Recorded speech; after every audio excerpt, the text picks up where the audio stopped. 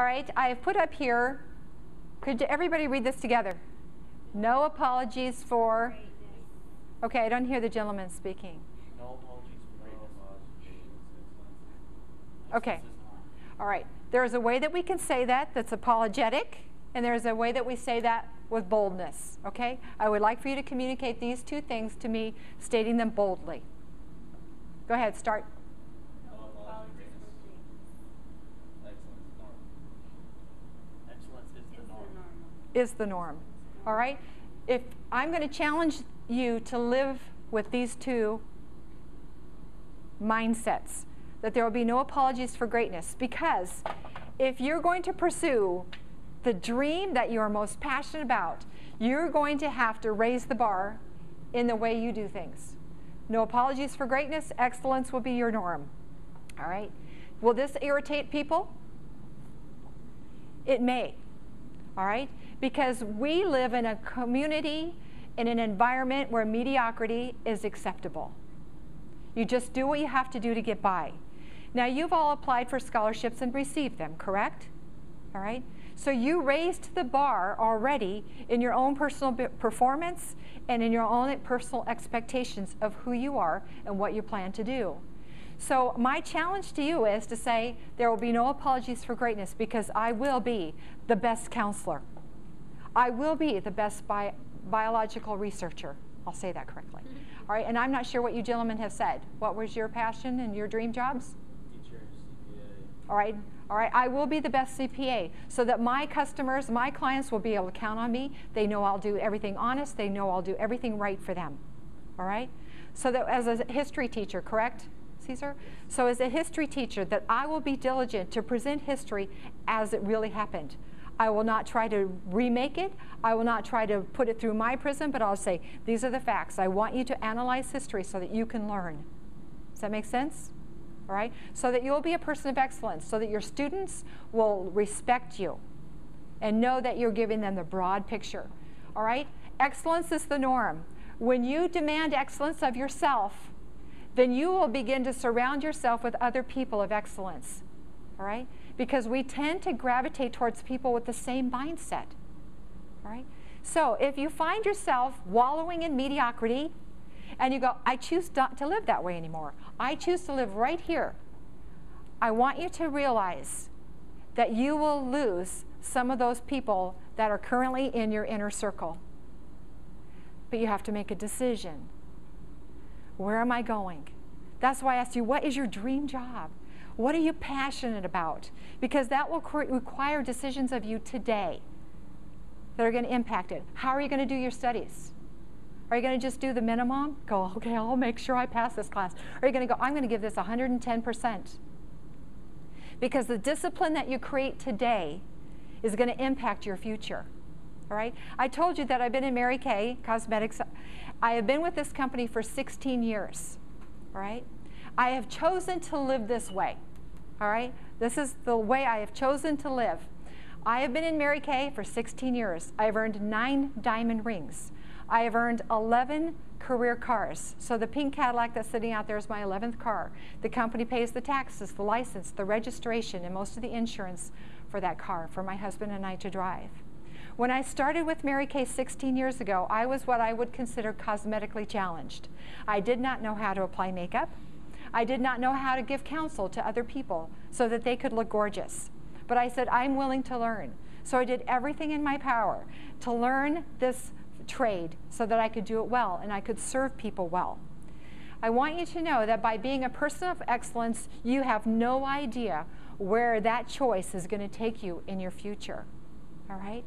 Because of my choices in Mary Kay, I've had the privilege of going to India by myself to help open up that country with Mary Kay Cosmetics, to introduce women to this career opportunity. When I started 16 years ago, do you think in my wildest imagination that I thought I'd be in India someday? I don't think so. So what I'm trying to tell you is that, Caesar, if you'll be the best history teacher that you can possibly be, if you'll be a man of excellence and study hard, you have no idea where that will take you. All right? In research, you have no idea. You might be the person that will find a cure for something that we have been waiting for centuries to find. All right? Do you see what I'm saying? You have no idea where those choices are going to take you. But the adventure will be absolutely off the charts. That's what I really want to encourage you with. All right? Now, when you're going into a work environment, your potential boss really does not care about who you are, except to say, what do you bring to the table? How can you make my business more successful? All right? So I'm going to give you this acronym because I want to invite you to consider these qualities to incorporate in your life. To be a person who's gracious. How many of you have had a bad day? Anybody have a bad day? Have you said some things that come out of your mouth and you go, oh my gosh, if I could just roll that back into my mouth? Have you ever done that? Yeah. Okay. I guarantee that we're not the only ones who have ever had that happen. So if you come into a situation and you have somebody who says something to you, does something to you that you're going, oh my gosh, I could just like bite their head off in return. Okay? I want you to consider, be gracious anyway. All right? Because your response is a reflection of who you are. It will always be a reflection of who you are. So can you exercise that kind of self-control to say, I choose to be gracious. I'm going to just give that person the benefit of the doubt and say they're having a bad day like I've had. All right? Be gracious. All right? So in the work environment, especially if you're working with lots of customers, you're going to need this. All right? You're going to need this. My son works for Verizon Wireless at the river. He's 6'5". All right, so you can't miss him. His name is Ben. He's had a person come in, a customer, who has drop-kicked a phone across the store. All right, now do you think that person was having a bad day? Okay, so my son does not take the phone and drop-kick it back to him, correct? All right, my son represents a company. He's going to be gracious in his response, but he is also firm. And he said, sir, you need to leave right now. And the man said, what about my phone? And he goes, will somebody please call security? All right? That's a gracious but firm response, correct? Because you have a whole store of people who could have been hit by that phone and almost were. Do you see what I'm saying? So you have a firm but a gracious response. Now, I means that you are a person of integrity.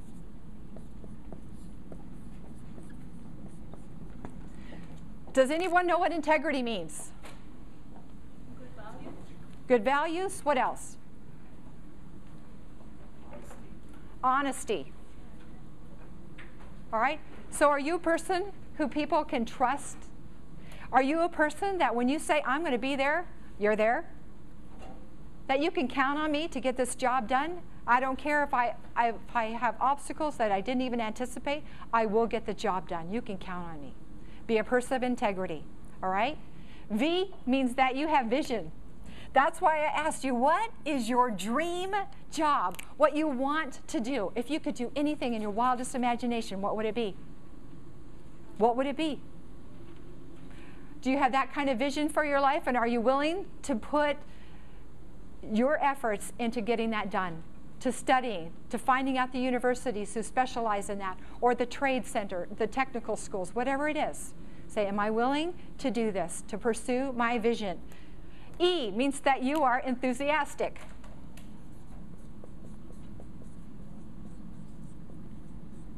I asked you to participate in a mock job interview. And I want you to know that if you're enthusiastic, maybe you don't have all the skills, but if you're enthusiastic at that job, not like off the charts, goofy, kind of crazy, but you're enthusiastic and you show genuine desire to do the job, do you know what? You'll get the job before somebody who comes in with a bad attitude, even though they've already done that job before and they have the skills. Because people care about attitude more than they care about skills, because they can teach you the skills, but they can't change your attitude. Have you ever worked with somebody with a bad attitude? Is that like just like off the charts horrible? And go, okay, is it time for me to go home yet? I'm out of here. All right? It creates an environment that makes it difficult for everybody to work. So when you're looking for a job interview, you be enthusiastic because they go, I want you. Because you will impact the entire environment that I put you in. All right? So be a person that's enthusiastic. And then S, this is the hardest one. I saved it for last.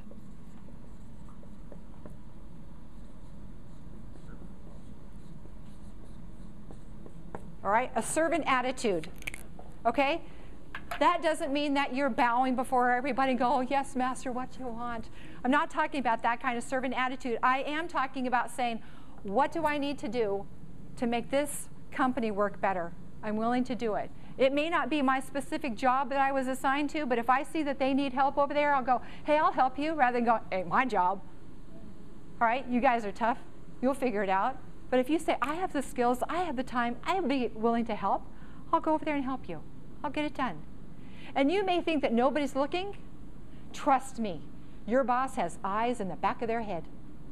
They're checking it out. They already know. Let me give you an example. My son is a Harley-Davidson mechanic in San Diego. He had to start in that position over a year ago doing the bottom rung job, but he's already gone to a school to be a Harley-Davidson mechanic. He aced it, aced the school. All right, but he had to start at the bottom rung, all right? Which means that all he's doing is washing the bikes, cleaning them up before they go out to the customer.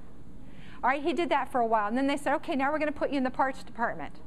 So now he has to get parts for the mechanics. It still is driving him crazy because he goes, I could be a mechanic, I know how to do this, and now he's in parts, okay? But he has a photographic memory, so all he would have to know is learn that part once, and he could pull it for you. If you say, I have a fat boy and I need this cart, you know, whatever, I don't know the parts. Okay, but he goes, all I need is this, and he knows that he could rattle off the part number. It's not like 2 or 3 numbers, it's like 10, and he knows. He just goes and says, this is the part I need. Amazing. All right, so he did the parts for a while, all right? But his manager had never been in parts before, had not gone to any training, and did not have a clue about parts, but yet he was the boss of my son. Now, does that ever irritate you when your boss doesn't know what they expect you to know? All right, but Jake chose to have the right attitude and just keep going, okay, I'm going to do this. But one day, his boss blamed him for something that the boss did. But Jake is very smart, and he just puts in the computer everything that he does. And so when he's being blamed for this, he calls over the big boss, and he goes, excuse me, could I show you something? And so he pulls it up in the computer, and it shows that Jake had been doing things the right way. And you know what the boss said before he even pulled it all up? He goes, I already know. You may think that the big bosses don't know what's really going on, but they do. And they're watching your work ethic. They're watching to see if you're doing your job. So now my son, a mechanic, left. All right, has left the whole state of California. So now they have a spot open. Do you know what the other mechanics told the big boss? They go, you'll be dumb. You'll be stupid if you don't hire Jake. And so they hired my son as the mechanic. All right? But he had to work from the bottom up, even though he could have said, excuse me, but I've aced this whole school. I'm the person that you need. But you can't go in that way. You have to prove yourself by being a person of excellence, by doing whatever job they tell you to do, doing it to the best of your ability. Does that make sense? Now, some of you are asking me about, is it okay if we keep going for a little bit? All right. Yeah, we're still going. All right. Well, welcome to those of you who've just arrived. We're talking about how to make a good first impression. So you missed my opening illustration, but I do ride a Harley, so that changes how people look at me, usually. But anyway, so it's just to make that impression on you that the way you dress, the way you walk into a room, people will size you up in 30 seconds. That's all you've got. So what do you want people to think of you? I was also asked about when you stand in front of people, how do you not be nervous? You know what? I haven't figured that out yet, because I think every time you get in front of people, there's a little bit of nervousness because you want to do the job well. All right? If you're not nervous, that means there's going to be a problem, because all of your alert systems are not engaged to say, I need to give this 100%. But it's the same thing as I was giving these ladies an illustration to say, how many of you have ever prepared a meal? How many of you have ever gone into the kitchen and cooked anything? Could you repeat that? Could you do it again? All right? It's the same thing with speaking or doing anything else. The more you do it,